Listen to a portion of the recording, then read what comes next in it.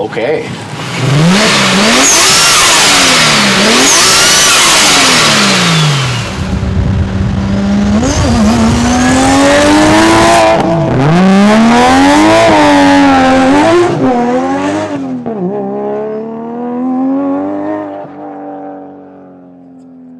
All right, Tyler, what's going on here? So we're setting the camera up on this beautiful M3 right here that definitely has seen some track time. Yeah.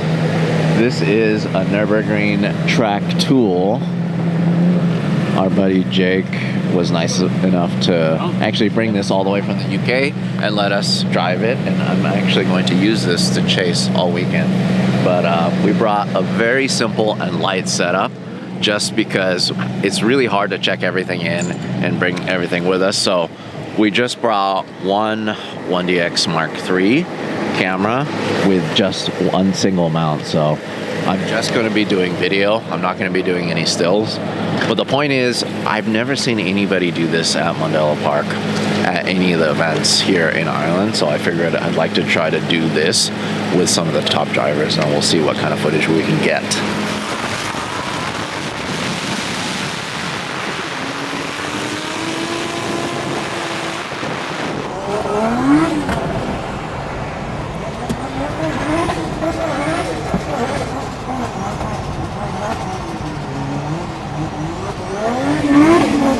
We're here at Mandela Park. We are here for the LZ Fest, and we have two incredible cars. One I'm going to be driving.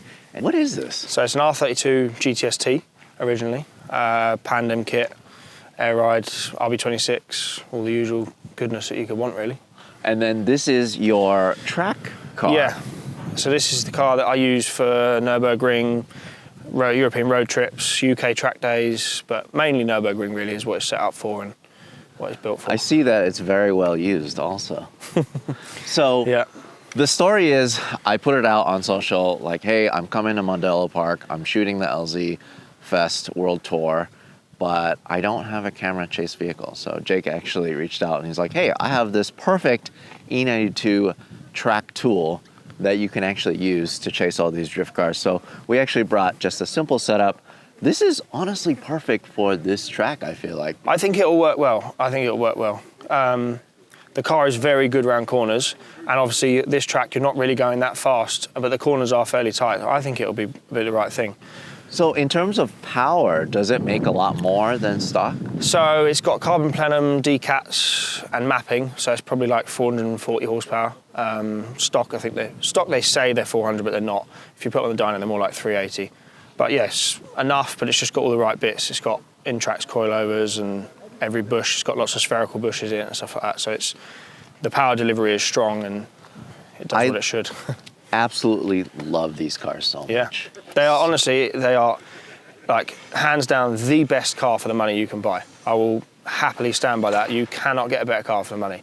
And I know they're expensive in America, but here you could pick up a manual, reasonable one for probably 18 grand for a stock one.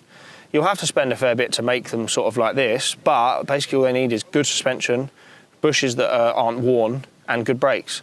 And you've got a phenomenal car for the money. When I first had this car, I took the first ring trip I took it on. It had BC coilovers, and I redid the bushes, and it had some Brembo brakes on the front. And you could easily do, it's got AP 5000s now, but with that spec, obviously I'm not a race car driver, but I'm a pretty good driver, I guess. And you could easily do a sub 8-minute lap with it set up like that. So as it is now, it's even better, but they are the best car for the money. And that's like a full lap, not bridge to gantry. So that's bridge to gantry. Oh, okay. Yeah. Got it. Yeah. I just love these. I mean, this is the last of the true M3s. It's the last proper one, 100%. A lot of people say, I mean, once it became a forced induction vehicle, 100%. They lost a lot. So obviously I have an M4, which is obviously kind of like the generation after this, and I honestly don't really like it that much. It's a great car, it's a great daily, but this car, it gives you all the feedback you'd want from a car. It feels like driving an old school car, but with the modern niceties of the fact that it's reliable and comfortable and stuff like that. But the chassis itself is very mechanical. There's not much stuff that interferes, and they drive like an old school car. The 4-liter that revs so high. It sounds so incredible. Exactly. You've got a 4-litre V8, individual throttle bodies, and it revs to 9,000. You can't get better than that. There's no production car that they've done in the recent years that even competes with what that does. And I personally prefer the manual in these. I don't actually like the DCT that much. I prefer the manual. I think it's just more engaging to drive. Even though potentially the DCT is faster. DCT is way faster. Okay. Way faster. There's no doubt about it.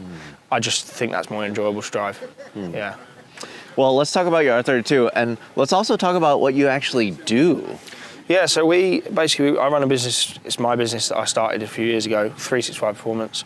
We build, maintain, and restore cars. So basically, the thing with the business from the start has always been, if I don't like it, I've got no interest in working on it. So we only do the cars that we like, which is things like the Z92s, Skylines. We do a lot of restorations on Skylines, Silvias, Evos, Supras, that sort of stuff. Do a lot of engine builds, do a lot of like show engine bays, and then we do the drift car prep as well. We prepare like competition drift cars and stuff like that. Do all the fabrication. We do cages and all that sort of stuff. So. And you actually drift also. In yeah, S15. and I drift as well. Yeah, in my 15. So drift as much as I can while also trying to keep work going. But yeah, I drift in my S15, which has a very similar engine bay to the Skyline, which we'll see in a second. But yeah, let's check out the engine bay. So I haven't seen anything. Like I browsed your Instagram real quick. Yeah. I didn't dig too deep into it because I didn't want to spoil it. Yeah. But I just wanted to see this for the first time on camera. Wow. Okay. You got a couple SARS bits. Yeah, so I got that Garage Saurus brace. I got that brand new in the box from a friend of mine who bought it from Japan, and it had never been fitted to a car. He knew I was redoing the engine bay, and this engine bay, I had 4 weeks from driving the car into the workshop. I had 4 weeks to rip the old engine out, completely strip the whole bay back to bare metal, repaint the bay, and then build the new engine, do the whole engine bay, do all the fabrication work, put it all together and have it running and driving in 4 weeks. And he then messaged me and said, "Oh, I've got this brace, would you be interested?" And I was like, well, I don't know, I'm spending a lot of money as it is. And he sent me the photos of it and I was like, 100%. And it was a lot of money, but it makes the engine bay for me. It's a lovely piece.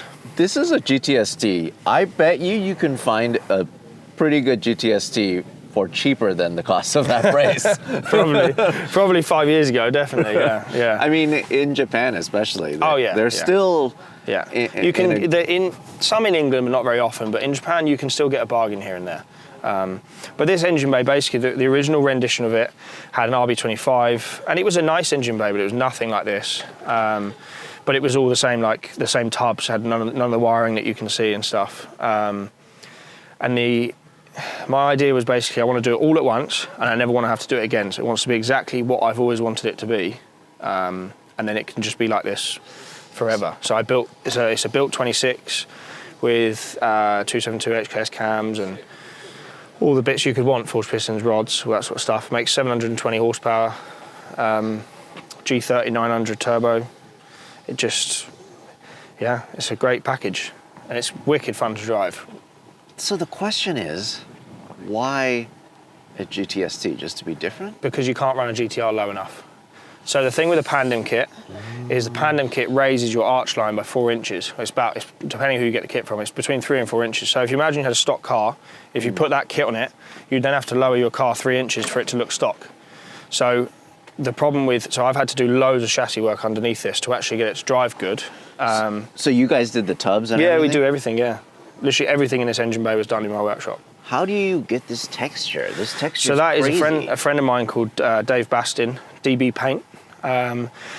He's an incredible painter, and he basically it's kind of like old school hot rod techniques, but he does all the paintwork for me on my stuff, which gives it that last sort of finish that makes it that touch above the rest. If you check his stuff out, DB Paint, his paintwork is incredible. So yeah, he painted it. We do all the fabrication work. The only stuff we don't do is paint, and at Abbey Motorsport do all of our tuning. Yeah. You drive this on the street like this? So I don't really get time to drive it very often. But yes, it's a street car, and when I do drive it, it gets driven very hard because that's what it's for.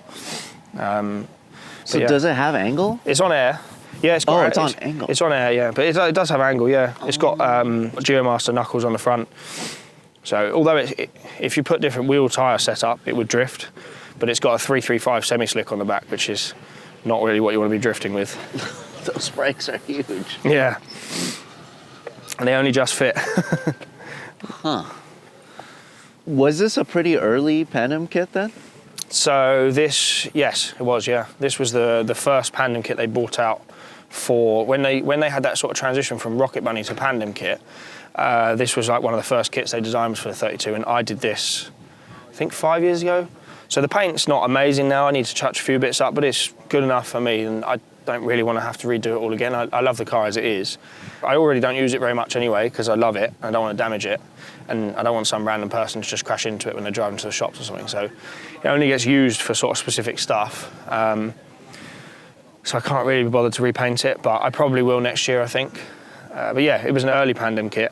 But it's a good showcase in terms of like what you guys actually do. Yeah. And obviously it's special enough for you to trailer it all the way from the UK to Ireland just to show it here. Yeah, exactly. It's really cool. I love the care and attention put into a chassis that's honestly kind of unloved. Yeah, the thing is, there's not much, geometry-wise, there's not much difference between a GTR and a GTST in terms of how the suspension components work and stuff. It's very serious, very similar. But to get this to drive right, this has drop knuckles all round. We had to do modifications to the lower arms to change the mounting points to make the bump steer not so bad, just to be able to run it low, because I cannot stand when cars have bad fitment. Even if they're, like, even at driving height, this is still very low chassis-wise, and that's the most important thing to me, is that it drives good, but looks good. It looks great. This is a street car. Yeah, yeah. Through and through. Yeah, it is a street car. It's not perfect, but it's very good for what it is. It has the basic stuff that it needs, not too much. It has a stereo, but you can't hear it. These seats were a set of seats that I wanted for a long time, and they were hard to get because when they came out new, they pretty much all sold out really quickly, and then you couldn't get a hold of them. And then these were in a friend of mine's 34 GTR that he sold to somebody, which the guy had it for about 4 months, and then decided that he just didn't fit in the seats. So I found these in the depths of a forum that someone had posted saying, "Oh, I might sell these seats out of my 34 GTR." I saw them and I saw the car and I was like, "Oh my God, that's my friend's car." And it was the seats that I'd been after for ages. So bought these seats, and obviously it matches the steering wheel. And other than that, it's pretty basic. It's just, there's nothing in there. It's not got heaters. It's just a carbon skin on the dash, digital dashboard. That's it really, just the basic stuff you need. And then, so what transmission are you running? It's just an R33 GTST box. And it can handle this power? If you drive it right, it will take it. But I mean, when I drive this car, I drive it very hard, and obviously it makes a lot of grip, makes a lot of power. So the box will probably break. I'll probably put the box. So in my 15, I have an OS Geiken box, which is billet center plate, OS Geiken gear set. I'll probably build another one of those for this car at some point. But yeah, just 33 GTST box, which bolts straight up to the 26. That is so cool. And then, so engine management, what do you use? Link ECU. So it's Link G4X with all the correct sensors: fuel pressure, IAT, lambda, oil pressure, oil temp. Yeah, that's it. I'm excited. I'm excited to drive this. I'm actually excited to see this thing run too. But man, this event is just so cool. Adam and their whole crew putting all this together, it's just something else. I haven't been here in Ireland for 11 years, so.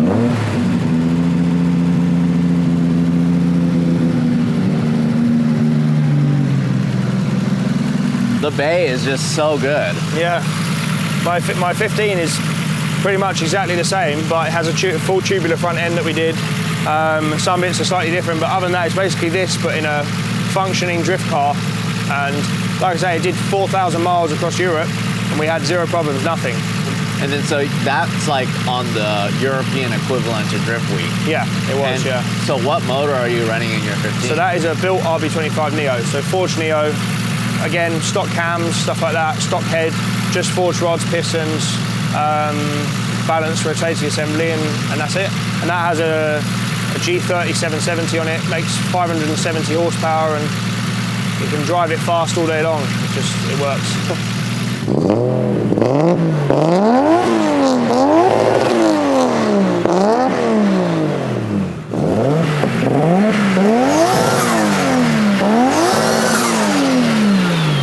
Oh my It's so good. They make a good noise. Yeah, it's You can't beat the sound of an RB in my opinion. RBs. I love a Jay-Z, but I just think RBs sound better. RBs, you know, you love them, you hate them. Yeah. A lot of people hate them. But They're aggro, there's no doubt about it. Compared to a Jay-Z, they're aggro. But they do just have that little bit of finesse that a Jay-Z doesn't have in terms of sound. But a Jay-Z's just easier. You just bolt the right bits to it, make a load of power, and they're pretty reliable. Yeah, boy. the music, though, it's so important. Yeah. It really is. It's what it's for. It's what you do it for at the end of the day, isn't it? So cool. Yeah, I love it. Absolutely love it. Let's take it for a spin. So yeah, we're going onto the track right now for some rolling shots. They are requiring us to have helmets on, which is fine. But we'll also shake down the E92 at the same time, just to make sure that it'll be good for this weekend's chase duties.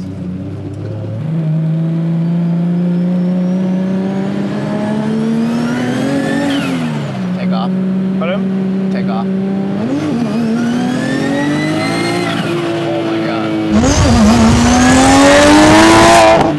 For it being rear-wheel drive, I'm really surprised that. Oh, this will put the power down in every gears. But that's because of all the chassis work that I've done. Before I did all the chassis work, it would just spin the wheels. Do you think you would ever build one of these into a drift car?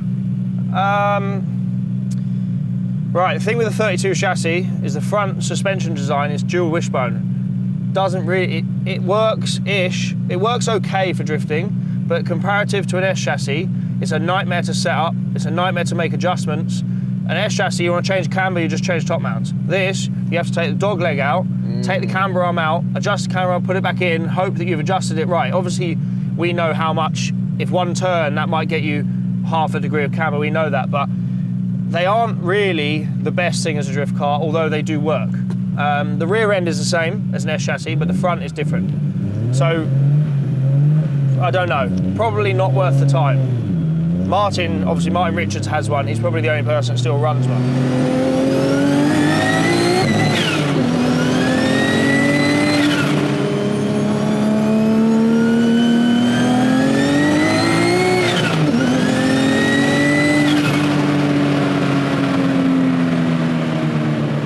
Sound is just so crisp. Oh, it's amazing. There's no other way to explain it. It's just crisp. like if you describe the Italian man going, "Mwah," that's it.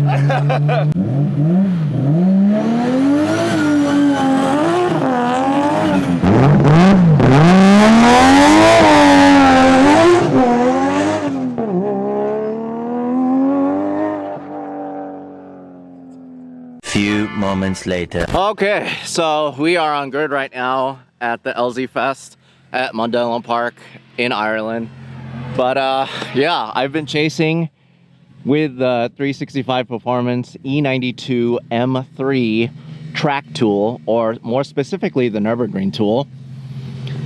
Man, this thing has been so much fun to wheel around. So I've never done chase cam in a right-hand drive car.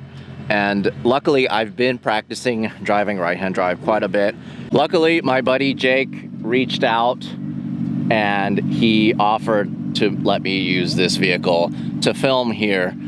It's crazy, it's come full circle for me because I was here 11 years ago for Pro Drift. And so many of my friends were here. Dai Yoshihara, Darren McNamara, Dean Kearney, Frederick Osbo. There was just so many epic drivers here for this event all the way back when. But now I've come back and I'm able to film, and it's just so much fun. The main difference between this and the Supra, of course, this is a little bit heavier, but this is also naturally aspirated. So, man, you really have to wring this thing out. You really have to be in the power band. You can't hesitate at all. What I've been doing is, you know, I try to shift early to second, so that way I can just pin it for as long as I can and shift to third at the last moment. Once I get into third, I pretty much have to point and shoot, get ready for the initiation. After the first corner, that's when I can slip it back to second gear, and then I can follow the rest of the way. But it's just so crazy to me to be able to do this in another country. And the fact that Drift Games, the LZ World Tour, Dave and the guys, they're okay with this and they're supporting getting this kind of content is so incredible. This track is so much fun, dude. It's pretty cool, huh? Are you having a good time? Yeah, I'm you having wanna a ride great with time. me for one? Yeah, I'll ride with you for one. Yeah, Yeah, so you let's can go. see what it's like. Yeah, let's get it.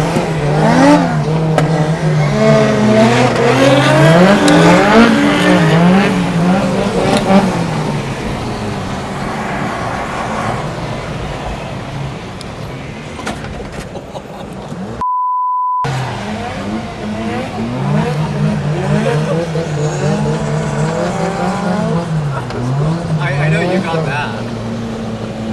Oh yeah.